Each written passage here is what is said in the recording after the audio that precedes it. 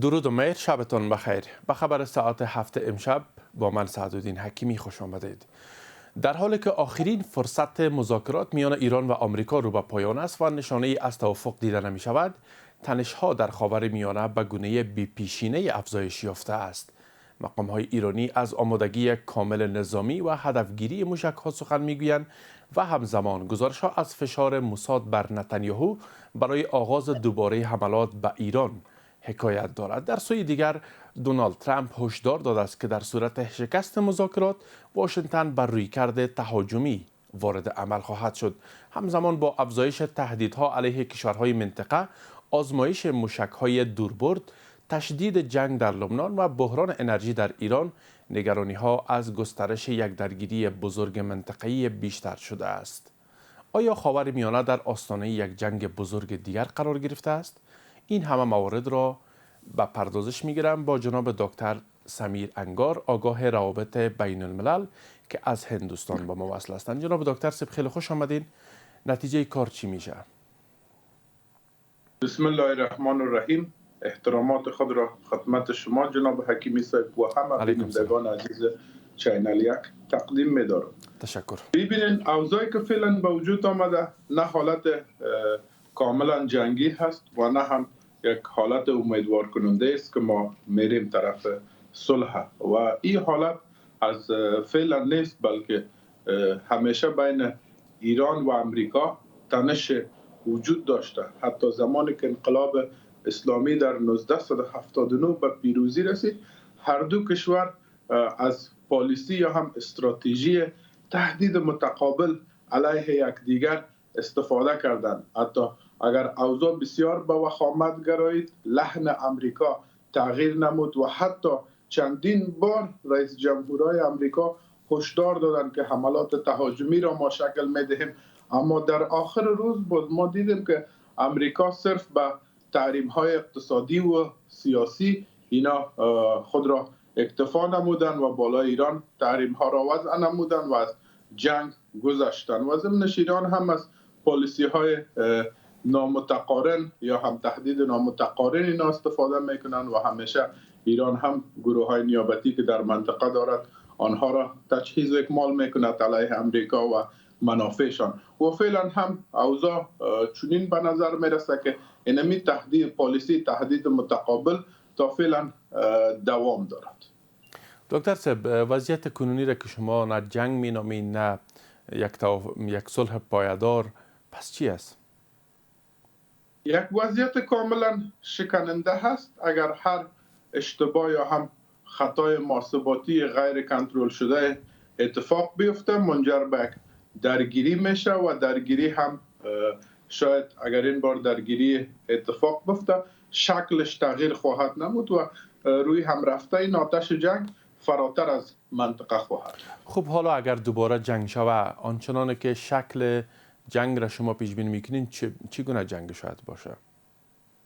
ببینید، همین 40 روزی که جنگ اتفاق افتید بالای ایران، اگر ما یک محاسبه دقیق و عمیق داشته باشیم، از ایران کرده بیشتر کشورهای دیگر جهان نقص نمود. طبعا ایران هم ضرر و زیان دیده، عملا مثلا بالای صنعت ایران یا هم بالای فابریکه ها یا هم بالای مواردی که در ایران حیاتی بود حملات صورت گرفت برای زیر ساختا. اما زمانی که ایران امو آبراه استراتژیک جهان که بند کرد، تنگه هرمز، اکثر کشورها دچار ناملایمات اقتصادی شدند. از پاکستان اگر ببینیم اعلان کرده بود پاکستان که تا 7 روز دیگر ذخایر استراتژیکشان مواد سوخت دارد. یا هم اگر اروپا را ببینیم نرخ‌ها قیمت شده به گرانی رفته، یا حتی در امریکا هم تغییرات در اقتصاد رونما گردیده. یعنی جنگ که اگر هر جنگ بالای ایران تحمیل میشه، بیشتر از ایران دو چند جهان نقص میکنه، چون آبراهای استراتژیک یکیش همین تنگه هرمز است و دیگرش بابل مندب است.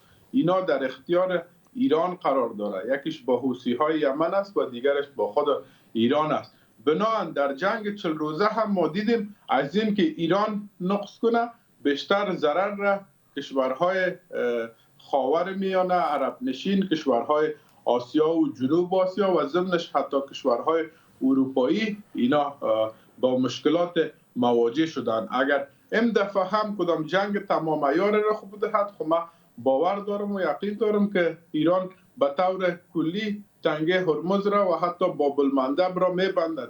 تنگه هرمز هم 20 یا 25% همین مواد نفتی جهان انتقال میابه، همین سپلای چین میشه و در باب المندب همچنان تقریبا 40% مواد نفتی که در جهان نرسه. شما خودتان شاهد هستین و گفته میتوانیم که حتی کشورهایی که اقتصادشان خرد است و ضعیف است و بیشتر متکی به می آبراه است، او کشورها کلاپس میشه، مشکنه، حتی از هم میپاشه. اما ایران 20 سال است یا 25 سال است که می حالت را تحریم‌های اقتصادی را و ضمنش جنگ‌های تحمیلی را تجربه میکنه. ما دیدیم در دهه 1980 تا 88 جنگ ایران عراق بود که امریکا بالا ایران تحمیل نموده بود. یعنی در ایران مو از مو تکان نخورد. چون ایران تجربه دارد، اما این جنگ بیشتر آسیب را بر جهان میزنه و حتی و بر شما گفته میتونم که بعد از جنگ نظم نوین جهانی هم در خاور میانه به وجود خواهد.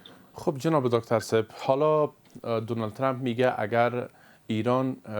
اگر ایران با آمریکا کنار نیایه و توافق صورت نگیره، پیشنهاد مثبت از طرف تهران دریافت نکنه، عملکرد دیگری را علیه ایران انجام خواهد داد. یا همانا اشاره به پروژه آزادی کرده است که به شکل دیگه و سختگیرانه علیه ایران این بار عملی خواهد شد و در این سو هرچند زیرساخت‌ها و تأسیسات زیاد در ایران در این جنگ آسیب دیده و خساره وارد شده برای ایران، باز هم ابوالفضل شکارچی سخنگوی ارشد نیروهای مسلح ایران دیروز هشدار داد نه تنها برای آمریکا بلکه برای کشورهای منطقه از جمله کشورهای خلیج فارس که پایگاه‌های آمریکا در اونجا است. خب توانایی ایران را تا چی حد می‌بینین و آمریکا در مقابل از این چقدر توانایی را داره که پس از یک جنگ تمام عیار دیگه باشه؟ هرچند همه اسلحه ها مورد آزمایش قرار گرفت، بیم از یک جنگ اتمی نمیره؟ اینجا ببینین چندین حرف مطرح است. درست است که امریکا در جهان سوپر پاور است یا هم ابرقدرت است و پایگاه های بیشتر در جهان داره، اضافه تر از 750 پایگاه اینا در سر تا سر جهان، از اروپا شروع تا افریقا و آسیا داره و ضمنش بودجه نظامیشان هم حتی هیچ قابل مقایسه با ایران نیست. اما ضمنش امریکا اتم هم داره و تکنولوژی پیشرفته داره. اما شما یک چیز فراموش نکنین، امریکا با همین بودجه نظامیش، با وسایل نظامی پیشرفتهش، ضمنش با تمام پلان ها و استراتژیک و حتی مادر بمب ها و اتمش در افغانستان آمده بود. بالاخره نتانست که امی اشغالی که در افغانستان اینا شکل داده بود تا آخر روز اینا حفظ کند حالت خود را، چون امی اراده مردم افغانستان بالاتر از اتم است، بالاتر از هر نوع تکنولوژی های پیشرفته دنیا هست. فعلا قضیه مشابه بالای ایران است. یعنی اگر امریکا بالای وسایل خود مینازد، بالای تجهیزات خود مینازد، بالای عساکر خود مینازد و بالای تکنولوژی آخرین نسل تکنولوژی دنیا مینازد، فعلا ایران اتم دارد. هدف از اتم نیست که عقیده میلیونی دارد، عقیده اتمی دارد. همه مردم با دولتشان استاد هستند و حتی ما دیدیم که در یکی دو روز که شعار عمومی اعلان شد، هم آمدن و ثبت نام کردن و آماده شدن، گفتن اگر هر جنگ هست ما را بفرستید، از زن تا مرد و جوان و پیر همشان آمدن، حتی سلاح بر دست گرفتن بعضی هایشان. فعلا ما گفته میتونیم که عسکری که پول میگیره یا هم نظامی که عقیده ندارد در مقابل یک نظام ایدئولوژیک و فکری جنگ میکند. طبعا تکنولوژی جای خود دارد، اما عقیده و ایدئولوژی جایگاه دیگر را دارد. زمانی که عقیده و ایدئولوژی با تکنولوژی یک جا میشه، هر نوع اتمی که در جهان است از او کده قدرتمندتر میشه. و ببینین اگر حالت به شکل فعلیش پیش بره و چندین بار گذشته هم رئیس جمهور امریکا کوشش نموده که حداقل اونمو کودهای اتم را به دست بیاورد و ضمنش اگر نیاز شود استفاده کند. اما در امریکا هم سیستم وجود داره، استابلیشمنت وجود داره و همه موارد درست است که رئیس جمهور تصمیم گیرنده هست، اما استابلیشمنتی را سیستمی که به وجود داره در امریکا را کنترل میکنه و خودسری های رئیس جمهور هم تحت نظارت خود داره. بنابراین ما گفته میتونیم که جنگ در این منطقه هزینه سیاسی داره، اقتصادی داره و بازیگرای اصلی ایران و امریکا که هست توان هزینه امی پرداختی را نداره و امریکا هیچ وقت کوشش نمیکنه که دیگر از جنگ اتمی کار بگیره. خب حالا در جنگ بعدی اگر ممکن رخ بده، آیا ایران کشورهای منطقه را به خصوص کشورهای خلیج فارس که به یک نحو متحد آمریکاست و پایگاه ها در اونجا قرار داره، آیا هدف قرار میده مستقیم درگیری میان آنها رخ خواهد داد؟ ببینید، نظر به منشور سازمان ملل متحد آرتیکل 2 بند 2 4 و 7 آمده است زمانی که در یک کشور یا فضای هواییش نقض میشه یا هم حاکمیت ملیش نقض میشه، پس برعکس اینا میتونه که همین عملیات جوابگویانه یا هم عملیات انتقامانه اینا داشته باشه، چون از خود در جنگ قبلی نظر به این ماده منشور سازمان ملل که شما گفتین درست است که کشورهای منطقه از کشورهای منطقه تهدید علیه ایران بود، اما مختص یا ویژه پایگاه آمریکا بود که دوباره ایران علیه از او اقدام کرد. یعنی ایران خود کشورها را یا تأسیسات خود از کشورها را مورد حمله قرار نداد، فقط مکانهایی را هدف قرار داد که مربوط به حمایت از ایالات متحده آمریکا استفاده میشد. حالا پرسش من اینجاست که مستقیم درگیری یا درگیری مستقیم میان خود ایران و همان کشور مقابلش یا در کشوری که در طرف ایران قرار داره خواهد شد یا خیر، به استثنای پایگاه های آمریکا یا مواردی که مربوط به پایگاه های آمریکایی میشه؟ یک مورد را که شما اشاره کردین پایگاه هاست، چون پایگاه ها هدف مشروع بر ایران است، بالای ایران از پایگاه ها حمله میشه و هدف دوم دقیقا و مسئله دوم مسئله کشور هاست. ببینین تا زمانی که بالای ایران از خاک همو کشور حمله نشه، هدف از خاک خروج از پایگاه است، یعنی بدون پایگاه از جای دیگر اگر حمله شود یا هم تهدید مستقیم بر ایران باشه، خود شما فکر نکنین که باز ایران خاموش میشینه یا هم جواب نمیده. طبعا ایران هم بالایشان حملات میکنه. اما ملفه این حرف ما بر شما بگویم جناب حکیمی صاحب، هدف اصلی این است اسرائیل میخواهد که در منطقه یک اسرائیل بزرگ را تشکیل بدهد. بنان از هر وسایل و اسبابی که استفاده میکند یا هم ابزاری که به دست دارد استفاده میکند. از یک طرف اسرائیل میخواهد کشورهای عربی ضعیف شود و از طرف دیگری که ایران خار چشمشان است در منطقه شرق الاوسط، اینا میخواهد که ایران هم ضعیف شود. بنابراین این پلان اسرائیل است که ایران با عرب درگیر میسازه. هرچند عرب با ایران مشکلات تاریخی داره، ما از چشم پوشی نکنیم، اما فعلا وقت اتحاد است، وقت وحدت است، چون جنگ همیشه مسئله برد نیست. در جنگ بازنده هم می باشه. فعلا نظر ما یا هم پیش بینی ما ایست اگر جنگ عرب با ایران مستقیما صورت بگیرد، طبعا ایران در جنگ نسبتا دست بالای می داشته باشه، برنده میشه، اما قطعا در حکم قطعی جنگ هیچ وقت برد نیست، همیشه بازنده است. ضمنش در این بازنده برد از آن کی میشه؟ اما کشور میشه که حداقل این دو کشور بینشان در جنگ انداخته یا بینشان معادله را شکل داده. بنان هدف اسرائیل نمیست که باید ایران مستقیما با عرب درگیر شود و کشورهای عربی ضعیف شود تا اسرائیل بتونه خاک از اونا را اشغال کنه. فعلا بکار است که ایران و کشورهای عربی هوشیار باشند، بیدار باشند. این توطئه و فتنه بالای سرزمین مسلمان ها است و بالای خاک مسلمان ها است. سپاس. خب حالا واشنگتن 3 از شرکت های چینی را که میزار ویژن، ارسای و چانگوانگ است، این 3 شرکت چینی را به با ارائه میگه که در جریان عملیات خشم حماسی ارائه تصاویر ماهواره‌ای میکرد، یعنی آدرس های مشخص از پایگاه های آمریکا را بر ایران میفرستاد، اینا را تحریم کرد. حالا چی پیامد را داره برای چین و همچنان چقدر امکان خود داشت که در آینده چین وارد عمل شود؟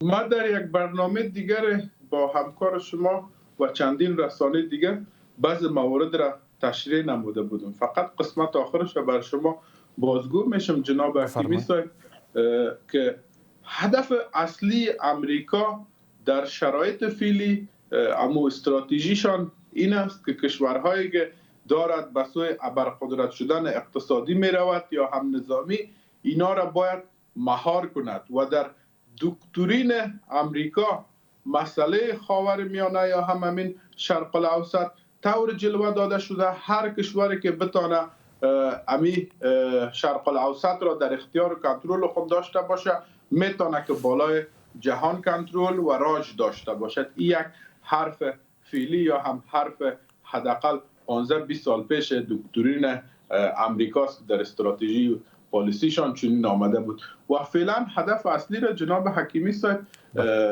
همین هند و پاسیفیک است. هند و پاسیفیک به این معنا که از همین بحیره هند شروع تا بحیره آرام که اضافه تر از 40 کشور جهان است و ترس و بیم امریکا همین است که بعد از 2026 فعلا ما قرار داریم، بعد از 2035 گمانه‌زنی ها بر این است که چین اولین اقتصاد جهان میشه و هند هم 30مین اقتصاد جهان میشه. فعلا تحرکاتی که امریکا در منطقه شرق الاوسط انجام میدهد این همش مقدمه سازی برای این است که باید بتانه از این پیشرفت چین اینا به چی گونه جلوگیری کند، چون 10 سال بعد امریکا دیگر ابرقدرت اقتصادی نیست، جی دی پیش پایین میه، چون این جنگ های را که امریکا انجام داد در چند سال اخیر و ضمنش این پالیسی اشتباهی که به وجود آمده اینا را از ابرقدرت بودن یعنی پایین مندازه و ضمنش قدرت های نوظهور هم نظم نوین جهانی را تغییر میده.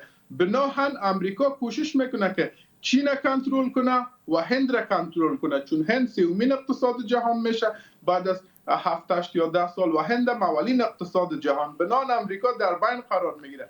هر دو کشور هم اتمی است و این دو کشورها یعنی جهان فعلا که حتی یک قطبی هست و شاید 3-4 قطبی شود، یعنی یک قطب اگر امریکا باشد قطب نظامی همین روسیه به وجود میاد، قطب اقتصادی چین است و هند هم قطب میانه رو دنیا می باشد که با هر کشور تعامل دارد. بنان ایران هدف است، ایران تخته خیز است، هدف اصلی از اینا چین است و میخواد چین وارد درگیری کند. و یک حرف دیگر هم میگم که تنگه مالاگا هم در همین مسیر اندو پاسیفیک قرار داره که بیشتر تامینات چین میشه. امریکا کوشش میکنه که بر نحو کنترل بالای تنگه مالاکا را اینا داشته باشد چون چین مهار کند. تشکر جناب دکتر صاحب. حالا گزارش دیگری از فاکس نیوز ما داریم که کارشناسان به دولت ترامپ هشدار داده که هر گونه توافق جدید با تهران باید راه دستیابی با بمب پلوتونیومی را به ایران مسدود کند. در این مقطع زمانی و در این شرایط حساس چی پیام را داره؟ آیا ایران نزدیک شده که به بمب اتمی دست پیدا کنه؟ آنچنانه که چند روز پیش هم رسانه ها گزارش داده بودند که ایران از 9 ماه الی 1 سال فرصت داره که تا بمب اتم بسازه یا به بمب اتم دست پیدا کنه. چی فکر میکنین در این مقطع زمانی و زمانی که گزارش منتشر میشه آیا در پس پرده چنین توافق صورت گرفته باشه یا صورت خواهد گرفت که آمریکا به خواست تهران تن بده و بالاخره ایران اتمی شود؟ جناب حکیمی صاحب اینجا دو حرف مطرح است. حرف اول است که پروسه ساختن بمب اتم طبعا یا هم امکانات میخواد هر کشوری که یورانیم را غنی کند ضمنش زیرساخت‌های قوی داشته باشد به خاطر سنترفیژا و مواد هسته‌ای منظم داشته باشد، بودجه داشته باشد. همین 5 مرحله است که اینا میتونه به اتم برسد یا مواد هسته‌ای. بله جناب دکتر صاحب گزارشی را که چند روز پیش ما مرور کردیم بود با این که ایران زیرساخت‌های زیادش آسیب دیده و خسارات زیاد را ناشی از جنگ برش وارد شده از 9 الا 1 سال زمان میبره تا اینکه ایران به چنین یک چیز برسه که هسته‌ای شوه و همچنان به بمب اتم دست پیدا کنه. چقدر محتمل میدونین این موضوع را؟ حقیقت قضیه این است، ما بر شما به طور خلاصه واضح و روشن میگم که زمانی که یک کشور میتونه 60-70% یورانیم را غنی کند و اضافه تر از 444 کیلوگرم یورانیم غنی شده داشته باشد، پس برای کشور جای سخت نیست یا هم کدام پروسه مشکل نیست که اینا باز به بمب اتم برسه. چون من فکر میکنم که بعد از اینکه فقط یک دقیقه مرا اجازه بدین جناب حکیمی صاحب، بعد از اینکه ایران توانسته است تقریبا اضافه تر از 444 کیلوگرم یورانیم را اینا غنی بسازد و حداقل هم فیصدیش از 60 هم گذشته 70-80 نزدیک شده است، خب پس 20 یا 30% دیگر مانده. شما خودتان عقلا و عملا فکر کنین که یک کشور که قدر توانایی داشته باشد، پیش رفته باشد، آیا نمیتواند که بمب اتم بسازد یا هم آیا نمیتواند که بمب اتم از قبل ساخته باشد؟ گمان زنی های من بر این است که اغلبا ایران با مواد هسته‌ای یا هم با سلاح‌ها یا هم بمب‌های نیمه هسته‌ای رسیده هستند و اگر فعلا هم بخواین در مدت 2-3 هفته الی 1.5-2 ماه اینا میتونن که 100% به بمب‌های هسته‌ای برسن. این که رسانه‌ها هر حرف میزنن این همش فریب دهنده است. خیلی سپاس. آقای دکتر سمیر انگار، آگاه روابط بین الملل، از حضورتان در برنامه متشکریم. سلامت باشین. شما تشکر میکنم. در این مورد گزارش هم داریم که با هم بیننده می باشیم.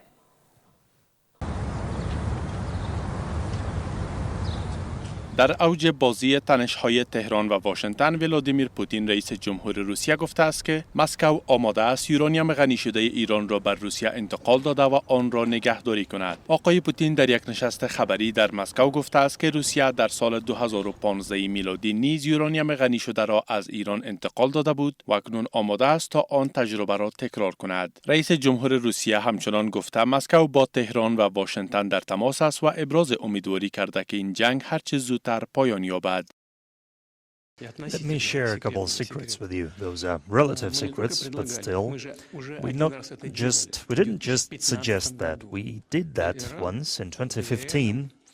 روسیه آماده است یورانیم غنی شده ایران را نگهداری کند. روسیه پیش از این نیز بر اساس توافق هسته‌ای سال 2015 این کار را انجام داده بود. ایران اکنون به این دلیل با انتقال یورانیم مخالفت می کند که امریکا می خواهد این یورانیم غنی شده را به خاک خود انتقال دهد.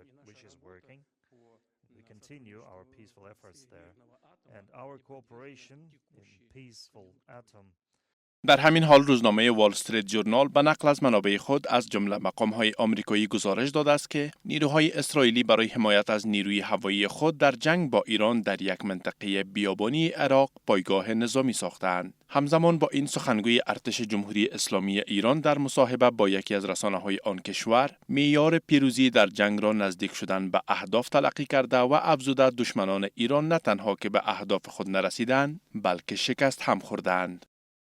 دشمن به هیچ کدوم از این اهداف از پیش تعیین شده خودش دست پیدا نکرده، در این جنگ شکست خورده. چرا؟ چون اساساً جنگ‌های امروزی بر اساس میزان تحقق اهداف تحلیل می شود.